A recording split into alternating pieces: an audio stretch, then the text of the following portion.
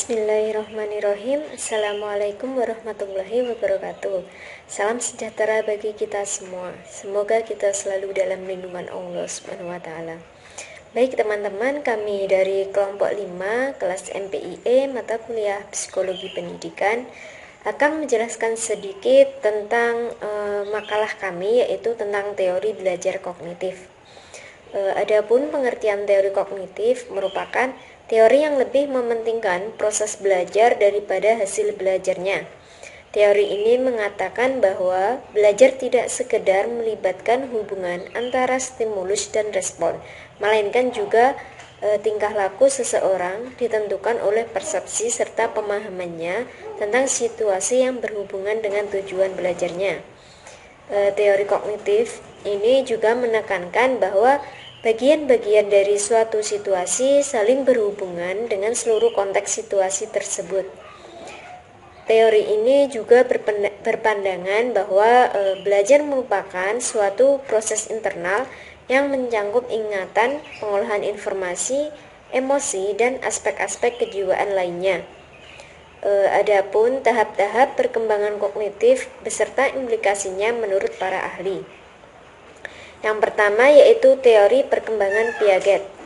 Menurut Piaget, perkembangan kognitif ini merupakan suatu proses kinetik, yaitu suatu proses yang didasarkan atas mekanisme biologis perkembangan sistem saraf.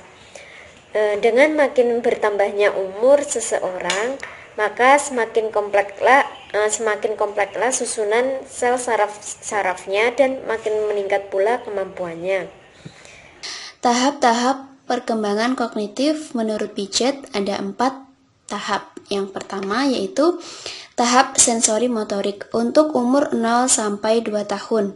Ciri pokok perkembangan pada tahap ini berdasarkan tindakan yang dilakukan selangkah demi selangkah. Yang kedua yaitu tahap pre-operasional untuk umur 2 sampai 8 tahun. Ciri pokok perkembangan pada tahap ini adalah penggunaan simbol atau tanda bahasa dan mulai berkembangnya konsep-konsep intuitif. Selanjutnya yaitu ada tahap operasional konkret. Untuk umur 7 sampai 12 tahun, ciri pokok perkembangan pada tahap ini adalah sudah mulai menggunakan aturan-aturan yang jelas dan logis dan ditandai adanya reversible dan kekekalan. Selanjutnya, tahap operasional formal untuk umur 11 sampai 18 tahun. Ciri pokok perkembangan pada tahap ini adalah anak sudah mampu berpikir abstrak dan logis dengan menggunakan pola berpikir kemungkinan. Selanjutnya yaitu implikasi teori perkembangan kognitif menurut Piaget dalam pembelajaran. Yang pertama adalah bahasa dan cara berpikir anak berbeda dengan orang dewasa. Oleh karena itu, guru mengajar dengan menggunakan bahasa yang sesuai dengan cara berpikir anak. Lalu, anak-anak akan belajar lebih baik apabila dapat menghadapi lingkungan dengan baik. Guru harus membantu anak agar dapat berinteraksi dengan lingkungan sebaik-baiknya. Selanjutnya, bahan yang harus dipelajari anak hendaknya dirasakan baru tetapi tidak asing. Selanjutnya, berikan peluang agar anak belajar sesuai tahap perkembangannya. Selanjutnya, di dalam kelas, anak-anak hendaknya diberi peluang untuk saling berbicara dan diskusi dengan teman-temannya. Teori belajar menurut Brunner. Brunner menekankan adanya pengaruh kebudayaan terhadap tingkah laku seseorang. Dalam teorinya yang berjudul Free Discovery Learning, ia mengatakan bahwa proses belajar akan berjalan dengan baik dan kreatif jika guru memberikan kesempatan kepada siswa untuk menemukan suatu konsep, teori, aturan, atau pemahaman melalui contoh-contoh yang dijumpai dalam kehidupannya. Implikasi dari teori Brunner ini dalam proses pembelajaran adalah menghadapkan anak pada suatu situasi yang membingungkan atau suatu masalah. anak akan berusaha membandingkan realita di luar dirinya dengan model mental yang telah dimilikinya. Dan dengan pengalamannya, anak akan mencoba menyesuaikan antara mengorganisasikan kembali struktur-struktur idenya dalam rangka untuk mencapai keseimbangan di dalam benaknya. Lah, dari implikasi ini dapat diketahui bahwa asumsi dasar dari teori ini adalah bahwa setiap orang telah memiliki pengetahuan dan pengalaman di dalam dirinya yang tertata dalam bentuk struktur kognitif, yang kemudian mengalami tahap belajar sebagai perubahan persepsi dan pemahaman dari apa yang dia temukan.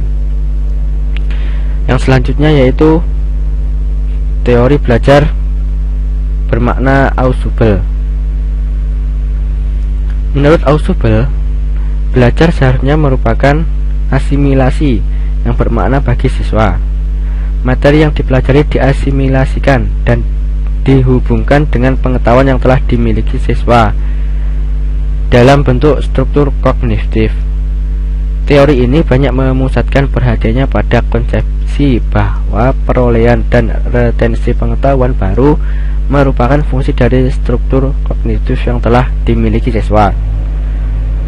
Proses belajar terjadi melalui beberapa tahap. Yang pertama, memperhatikan stimulus yang diberikan.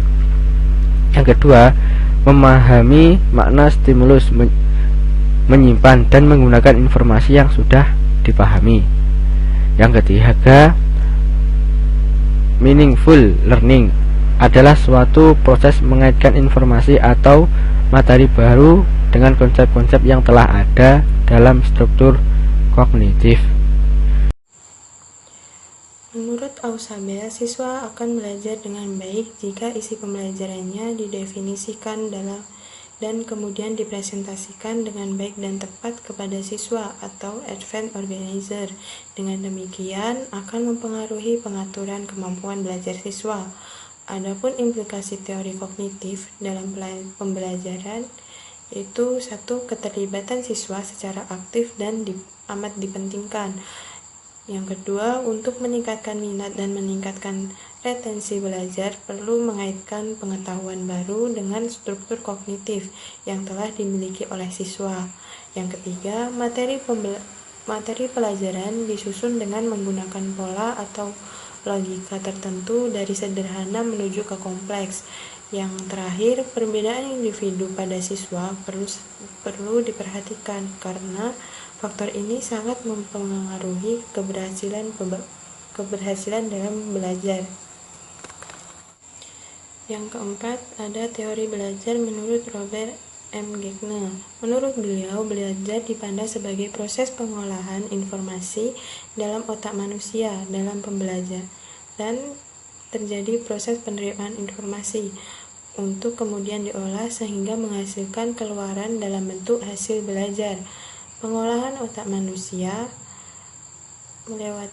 ada 5, yaitu reseptor atau alat indera, menerima rangsangan dari lingkungan dan mengubahnya menjadi rangsangan neural, memberikan simbol informasi yang diterimanya dan kemudian diteruskan oleh sensory register atau penampungan kesan-kesan sensoris yang terdapat pada saraf pusat. Fungsinya menampung kesan-kesan sensoris dan mengadakan seleksi sehingga terbentuk suatu kebetulan perseptual. Informasi yang masuk sebagian ke dalam memori jangka pendek dan sebagian hilang dalam sistem. Yang selanjutnya, short term memory atau memori jangka pendek menampung hasil pengelolaan perseptual dan menyimpannya. Informasi tertentu disimpan untuk menentukan maknanya. Yang selanjutnya, long term memory atau memori jangka panjang menampung hasil pengolahan yang ada di memori jangka pendek. Informasi yang disimpan dalam jangka panjang bertahan lama dan siap untuk dipakai kapan saja. Yang terakhir ada respon generator atau pencipta respon, menampung informasi yang tersimpan dalam memori jangka panjang dan mengubahnya menjadi reaksi atau reaksi jawaban.